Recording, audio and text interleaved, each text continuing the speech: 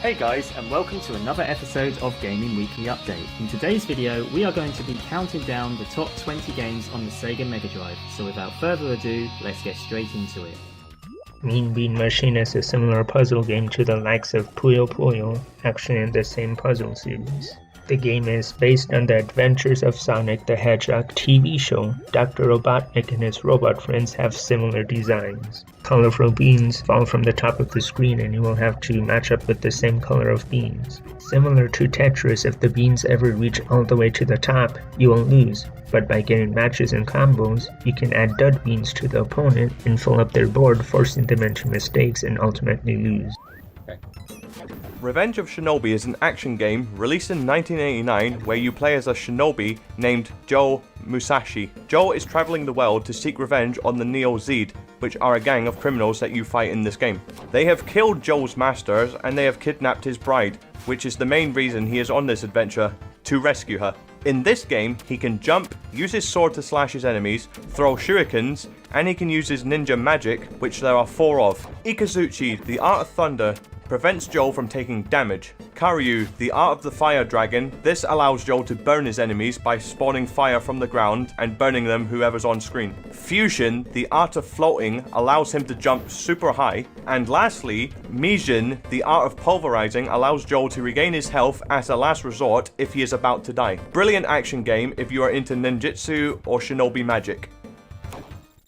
Desert Strike is a shoot-'em-up game. The game has the player riding on an Apache helicopter in an isometric view. The game consists of 4 campaigns, and while doing various missions throughout, such as destroying 2 radar sites in Campaign 1, or destroying an area's power station on Campaign 2. For each campaign you have 3 lives to go through various missions.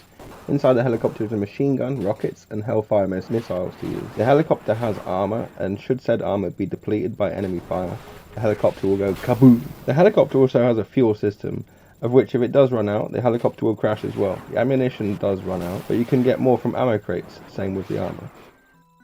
Columns is a match-3 type puzzle game similar to the classic hit title Tetris. The basic goal of the game is to survive for as long as you can until the jewels cover up the entire screen, in which the game will then end. You have 3 different coloured jewel sets which fall vertically to the floor. The player can choose to go left or right as the pieces are falling down, and you can also rotate the colours, but you can't rotate them around. The further your progress, the faster the jewels will start to fall, causing you to have to think faster about your next move. A very relaxing yet brain-boggling game with some pretty good music to it. Fun fact, according to the 2010 Guinness World Records Gamers Edition, the highest score ever recorded on the Mega Drive version of Columns was 99,999,989 points, set by Keith Danforth on the 11th of June 2006. Streetfighter 2 Champion Edition is an absolute classic action fighting game released in 1992, developed by Capcom, and was originally on the arcade, which later on was released on many other gaming consoles. You have a wide selection of characters, each having their own unique abilities and attacks, including special attacks and ultimate moves, although they do have some weak points, whether it's their speed, their strike power, or just how they attack in general. It is well known for having the 6-button layout of gameplay. Each character can jump, crouch, move left and right, and they can block. There are also light, medium, and heavy attacks. The characters can also grab and throw their opponent from any position. This game is well known for the infamous attack known as the Hadouken! The first Roadrash was a splendid bike racing game with a distinction. You don't simply race past your rivals, you'll whack them over the head too. Hustling down hazardous courses at self-destructive paces, staying away from traffic, speed cops, and cows. Earn cash to spend on new and quicker bikes. You will wear your knuckles out riding close to your foes, punching them in the face. Heaps of motorcycles, heaps of savagery, and lots of stages.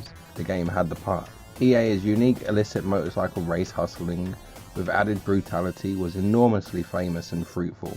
And for the continuation, EA regarded it with the old saying, in the event that it ain't broke, don't fix it. So what you get in Roadrash 2 is business as usual. New tracks and new class of bikes to purchase, yet with one major distinction. They remembered a concurrent 2-player mode for which you and a mate will ride the course simultaneously.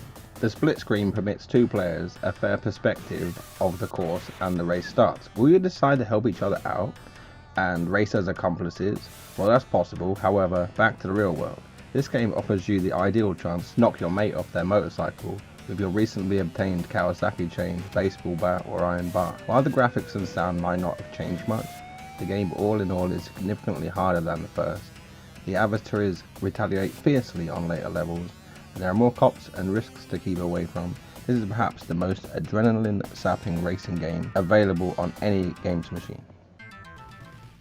Psycho Pinball is a brilliant pinball game. This game has 3 gorgeous tables and also Psycho mode, which allows you to move between them in the same game. Wild West is more open compared to Trick or Treat, where it's a more enclosed table. The Abyss is an underwater table. To get to other tables, you head into the tent located at the side of the board. We particularly love the sound of this game, and it has some very nice music. There is also cup minigames and various other video mode style minigames on offer here. Nice ball physics, and the game plays very well on this system. Also bonus, it's by one of our favourite developers of the time period, Codemasters.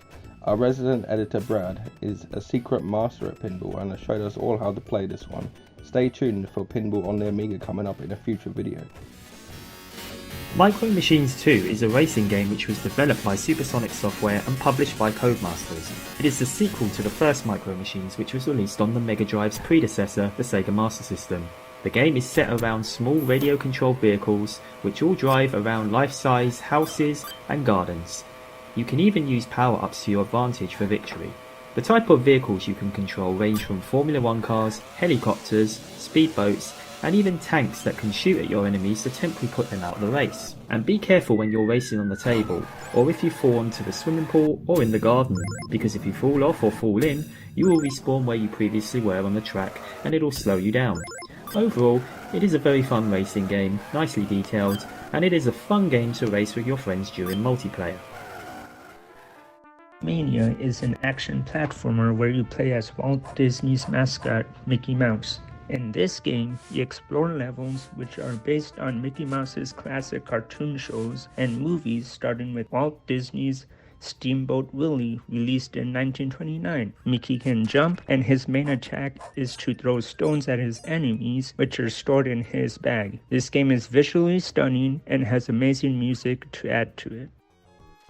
Wonderboy 6 or Monster World 4 is another classic action-adventure platform and is the 6th game in the Monster World series. Despite the name Wonderboy, you don't actually play as a boy. Instead, you take off your adventure with the control of a girl named Asher. She is very similar to Wonderboy, being equipped with a sword and shield, but instead of an armour, she wears a bracelet as a replacement. Just like the previous Wonderboy games, your adventure starts off in a town where you meet a number of characters who will give you hints, tips and clues about what to do and where to go. The level areas range from frightening wood forests, frosty icelands, dusty dune deserts, dark tombs, dungeons and many more. Further into the game, Asher also teams up with her very own sidekick, a cute round pet-like character called Peppalugu, which aids and assists you throughout the game. Peppalugu can be called to perform various actions such as protecting Asher from certain types of monsters, activating buttons and switches, collecting items, and when being picked up, making you able to perform a double jump and also glide and fall down platforms safely. Chests are also back in this game. They contain coins, power-ups, heart refills, and even key game items. The ability to upgrade your gear also returns. Various shops are located around towns, and a few in levels, allowing you to spend your coins on better swords, shields, bracelets, potions, and other helpful items which will increase your stats. In my opinion, this is a solid platformer, and one of my personal favourites on the system. The level design is well thought out, with fun, yet sometimes challenging puzzles, and bosses that will definitely make your heart race. Oh, and the music, probably one of the best game soundtracks I've heard. Truly amazing. Fight. MortalKombat 2 is a great fighting game, however a bit on the hard side. We even checked the options menu here, and even the game's difficulty is set to very easy by default, so only one can imagine what hard is like. This game also included a brand new crouch punch which is totally new from the first Mortal Kombat. The game now has 12 playable characters to choose from, and there are also 3 hidden extra characters that you can unlock: Smoke, Noob Saibot and Jade, each with a set of challenging tasks the player must do to find them. The fights consist of up to 3 rounds. The first player to win 2 rounds will be victorious. Each fighter also has their own set of finishing moves which can be performed by inputting a series of button combinations once the word "finish him" or "her" appear on the screen. Examples of finishes include fatalities, friendships, stage fatalities, or even babalities, which turn your opponent into a little crying baby. Quite funny actually. This is a very fun, comedic, yet gruesome game. Compared to the Master System version we previously reviewed in another video, this game runs very smooth and fast, all thanks to the 16-bit hardware. The LionKing is an action platformer based on the Disney movie of the same name. It is perfect for children and adults who are Disney fans. The game lets you play as Simba as a cub and an adult. As a cub, he can roll, jump, and roar. His roar automatically recovers itself. He can also jump on his enemies to defeat them, or some enemies require you to roll or roar to flip them upside down and then you jump on them. As adult Simba, he can no longer roll. Instead, he jumps, roars, and he can use his claw to strike his enemies. The Lion Cub plaque is also your checkpoint. There are different kinds of items you collect in the levels. There are the plain beetles that restore Simba's health by half, patterned beetles which recovers his health fully, the African red bug increases the length of Simba's health, the blue beetles increases Simba's roar, 1-ups gives you an extra guy, the circle of life gives you a continue, a fly makes you lose your roar, bomb raider beetles makes you lose your health a tiny bit, dragonflies makes you lose your health by half, and spiders make you lose a lot of health. Each level has a song which is based on the songs that the characters sing in the movie, such as I Just Can't Wait to Be King, Be Prepared, Hakuna Matata, and many more. There are also bonus stages where you play as Timon, where he collects bugs. If you collect the Bomb Raider beetle, dragonfly, or spider, the bonus stage ends instantly. Overall, very stunning graphics, really fun soundtrack based on the movie's songs, and is very beloved by many, whether it's this game or the movie. When I was a kid, we played all manner of Disney games on our trusty ZX Spectrum. This Mega Drive version is basically the pinnacle of game design from these previous versions, including the legendary Amiga releases. There's 250 stars to collect, so many items to find and use, a huge treehouse to explore. It's a brilliant little adventure game, and you can even play a little card swapping minigame to earn extra guy. Castle of Illusion starring Mickey Mouse is a platforming game released in 1990. Like other games such as Zelda, Mickey Mouse has to protect and save Minnie Mouse, who is his girlfriend. He has to save her from harm's way. There are multiple ways that Mickey Mouse can attack, from collecting apples or marbles and throwing them into the enemies, to jumping or bouncing onto the enemies' heads, like what Super Mario does. There are a total of 5 levels in this game, and at the end of each level, you will have to face off with a boss known as the Master of Illusion, hence the title of the game. Once you finish each level, the player will be rewarded with a gem to unlock a new area. And once you have beaten all the levels, you will then encounter the final level where you'll face against the final boss, known as Miserable. World of Illusion continues where Castle of Illusion left off, starring Mickey Mouse and Donald Duck. It is also an action platformer which consists of mainly a 2-player gameplay. You play as either Mickey Mouse or Donald Duck. Each character controls the same. They both jump, sprint, crouch, crawl, and they both flick magical stars at their enemies. Each character have their own set of levels, which the majority of them are based on classic Disney movies such as Aladdin, Alice in Wonderland, Snow White, Pinocchio, and many more.